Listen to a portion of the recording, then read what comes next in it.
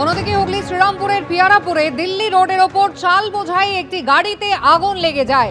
খিদিরপুরের দিকে যাচ্ছিল গাড়িটি এবং বর্ধমান থেকে গাড়িটি রওনা হয়েছিল। চাল বোঝাই সেই গাড়িতে একেবারে আগুন লাগার ঘটনা।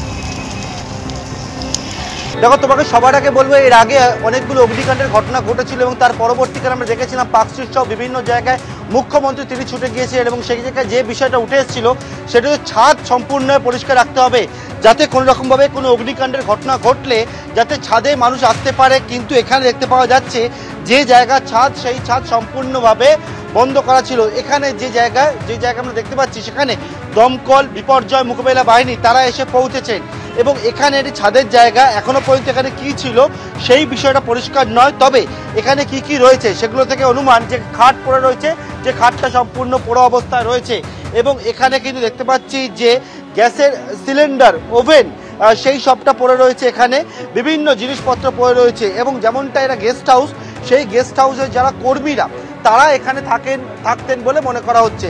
কিন্তু ছাদটা কি অবস্থা রয়েছে, ছাদ সম্পূর্ণভাবে ঘিরে এটাকে একটা ঘর বানানো হয়েছিল সেটা দেখে বোঝা যাচ্ছে। কারণ হচ্ছে এখানে একেবারে জানালা করা রয়েছে, গ্রিল দিয়ে ঘেরা রয়েছে এবং তার পাশে এই রকম যে সরঞ্জাম যেটা দিয়ে কাঠামো তৈরি করা এরকমভাবে কিন্তু ঘিরে রাখা হয়েছে এবং সম্পূর্ণভাবে, এবং যারা এখানকার ছিলেন তারা প্রত্যেকেই বেরিয়ে যেতে সক্ষম হয়েছে। কিন্তু যে জায়গায় অগ্নিকাণ্ডের ঘটনা, এই যে জায়গা রয়েছে এখানে আমরা দেখতে পাচ্ছি কিভাবে আগুন লাগলো সেই বিষয়টা পরবর্তীকালে অবশ্যই উঠে আসবে। হয়তো রান্না বান্না হচ্ছিল সেখান থেকে বা শর্ট সার্কিট থেকে হতে পারে কোনো রকমভাবে, তবে বর্তমানে দমকলের যারা আধিকারিকরা, কর্মীরা তারা রয়েছেন এবং থেকে সম্পূর্ণভাবে আগুনকে নিয়ন্ত্রণের মধ্যে এনেছেন এবং এনে কিন্তু গোটা বিষয়টা ওনারা এখন কি পরিস্থিতি রয়েছে সেই পরিস্থিতি দেখছেন। বিপর্যয় মোকাবিলা বাহিনী, দমকল কর্মীরা তারা এসছেন এবং বিভিন্ন জায়গাগুলো রয়েছে সেই জায়গায় একেবারে যাতে আগুনকে সম্পূর্ণভাবে কোনো জায়গায় কোনো পকেট ফায়ার না থাকে, দমকলের পরিভাষা যাকে বলে, সেই পকেট ফায়ারকে সম্পূর্ণভাবে যাতে নিভিয়ে দেওয়া যায় সেখানে কিন্তু চেষ্টা করছেন। এবং এখানে ছাদের মধ্যে ওয়াশরুম তৈরি করা হয়েছে, বেসিন রয়েছে এবং সেক্ষেত্রে এখানে কিন্তু রান্না বান্না হতো, থাকতো কেউ এবং সেই মতো কিন্তু সম্পূর্ণভাবে ছাদটা যে ঘেরা অবস্থায় ছিল সেটা বোঝা যাচ্ছে। এবং আরও যদি দেখি এখানে যে রান্না বান্না হচ্ছে তার জন্য দেখতে পাচ্ছি প্রেসার কুকার পড়ে রয়েছে, এখানে কোনো জায়গায় গ্যাসের ওভেন পড়ে রয়েছে। এখানে কিন্তু রেসিডেন্সিয়াল এরিয়া, অর্থাৎ এখানে কিন্তু যারা এই ফ্ল্যাটের বাসিন্দা তারাও কিন্তু থাকেন। আমি দেখাতে বলবো কৌশিক কর্মকারকে ছবিটা, এখানে একটি ঘর সেটা খোলা রয়েছে, অর্থাৎ এখানে যারা বাসিন্দারা থাকেন তাদেরকে নিরাপদে বের করে নিয়ে যাওয়া হয়েছে। এবং এই রকমই এই বিল্ডিংয়ের কিন্তু এখানে যেরকম একটি ফ্ল্যাট রয়েছে এর নিচেও কিন্তু আরও দুটি ঘর রয়েছে, সেগুলোতেও কিন্তু বাসিন্দারা থাকতেন, তাদেরকে নিয়ে নিরাপদে বের করে নিয়ে যাওয়া হয়েছে।